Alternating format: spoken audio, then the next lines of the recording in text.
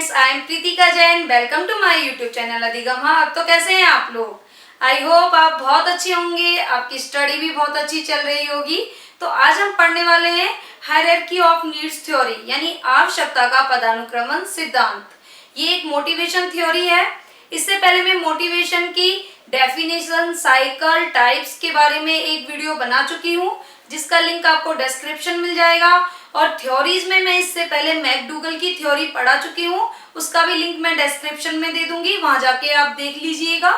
और अगर आपने मेरे चैनल को सब्सक्राइब नहीं किया है तो प्लीज सब्सक्राइब कर लीजिए, ताकि आने वाले नोटिफिकेशन आपको मिलते रहे।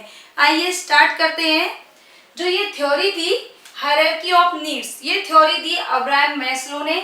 इनकी एक बुक आई थी the theory of human motivation. इसमें इन्होंने अपनी थ्योरी के बारे में बताया, या फिर कहें कि इसी बुक में इन्होंने अपने थ्योरी का प्रतिपादन किया, एस्टेब्लिश किया। वो कब किया? 1943 में। और फिर इनकी एक बुक 1954 में आई, जिसका नाम है मोटिवेशन एंड पर्सनैलिटी। इसमें इन्होंने मोटिवेशन यानी अभिप्रेरणा और व्यक्तित्व के बारे में बताया। ये जो थ्योरी है इसको अन्य नामों से भी जाना जाता है, जिसमें है मांग का सिद्धांत। एग्जाम्स में कभी कभी ये मांग और पूर्ति के सिद्धांत के नाम से भी आया है।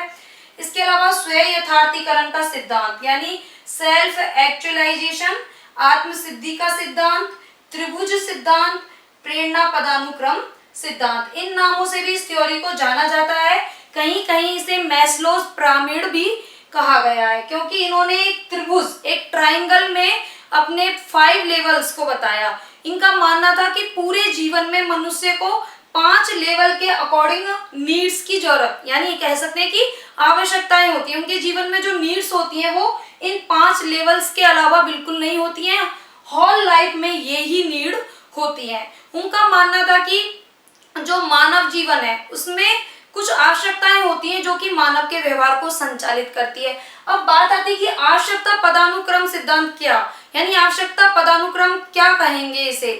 तो देखिए, जब मनुष्य की कोई आवश्यकता की प्रबलता जब कम हो जाती है और उसकी जगह दूसरी आवश्यकता यानी दूसरी मांग जो कि असंतुष्ट मांग है वो जगह ले लेती है, तो इसे हम कह सकते हैं कि एक पदानुक्रम बन जाता है, एक अनुक्रम बन जाता है, जिसे हम मांग का सिद्धांत या फिर आवश्यकता अनुक्रम सिद्धांत कहते हैं। जो मैस्लो है उन्होंने 5 लेवल्स में नीड्स को बताया कि मानव जीवन में इन 5 लेवल के अकॉर्डिंग आवश्यकताएं होती हैं।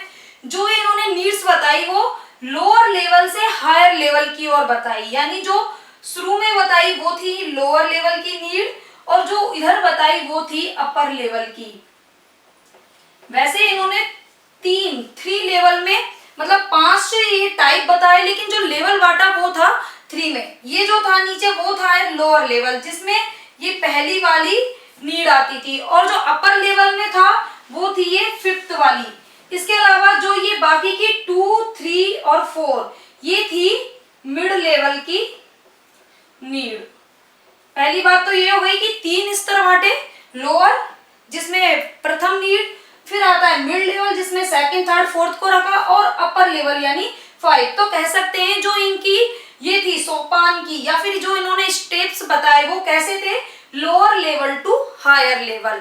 यानी सबसे पहले इन्होंने जो फर्स्ट नीड बताया कि मनुष्य के जीवन में जो फर्स्ट नीड होती है, फिर कह सकते हैं जो बेसिक नीड होती है वो क्या होती है, तो वो होती है फिजियोलॉजिकल नीड, जिसे हम हिंदी में जैविक या दैहिक आवश्यकता कह सकते हैं।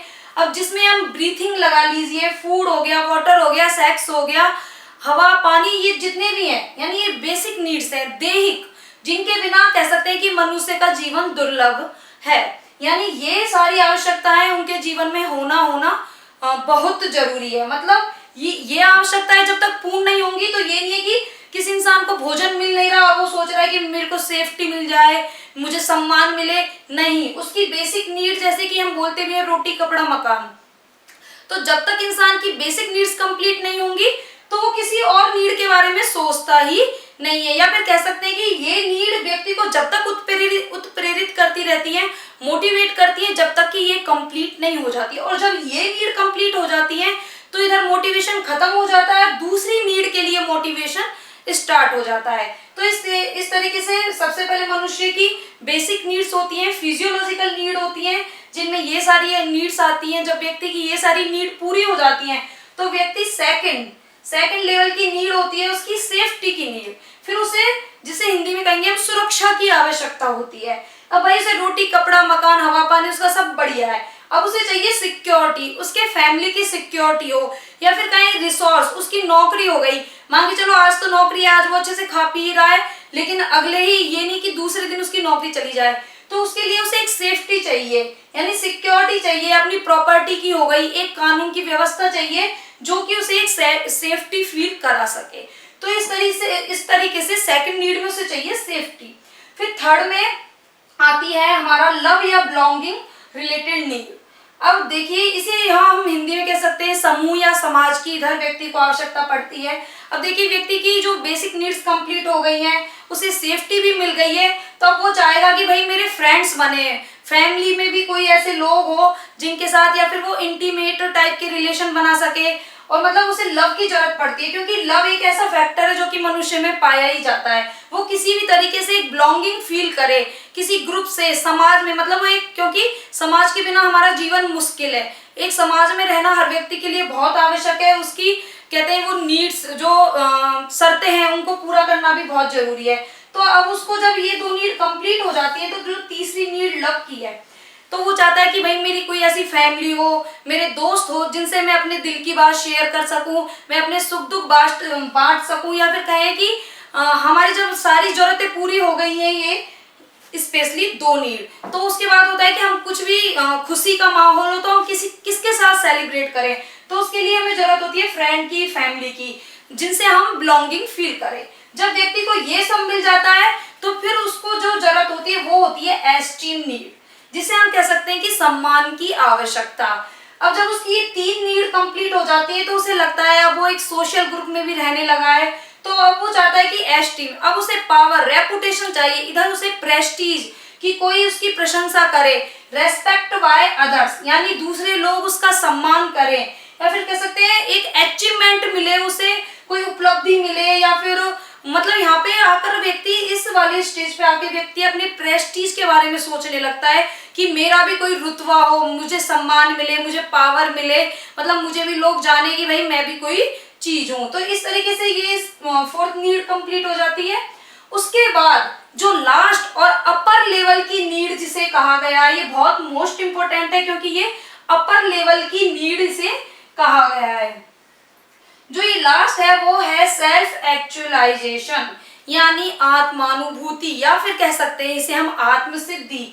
इसमें क्या है, व्यक्ति की जब ये चारों नीड पूरी हो जाती है, उसके बाद उसके कह सकते हैं ओवरऑल लाइफ में कुछ नहीं बचता है सिर्फ सिवाय सेल्फ एक्चुअलाइजेशन के लिए, कि अब वो एक आत्मसिद्धि के लिए बैठ जाए, आत्म अनुभव करे कि भाई मैंने क्या किया, हु एम आई, मैं कौन हूँ, मतलब। तो इस तरीके से वो सेल्फ एक्चुअलाइजेशन करता है। यहाँ पे एक्सेप्टेंसी ऑफ फैक्ट्स, जो फैक्ट्स हैं उनको एक्सेप्ट करने की, उसमें कहें कि एक इस लेवल तक वो पहुंच जाता है। जैसे कि मान के चलिए कि आप पीआरटी के एग्जाम की तैयारी कर रहे हैं और आपने पीआरटी के एग्जाम की तैयारी करके जॉब पा भी ली, लेकिन इस स्टेज पे आते आते आपको ये पता लगता है कि नहीं, आप में पोटेंशियल तो टीजीटी और पीजीटी लायक थी, लेकिन आप पीआरटी के टीचर ही बनकर रह गए। तो यहाँ पर क्या है, आके व्यक्ति सेल्फ एक्चुअलाइजेशन करता है कि आखिरकार मैंने क्या किया।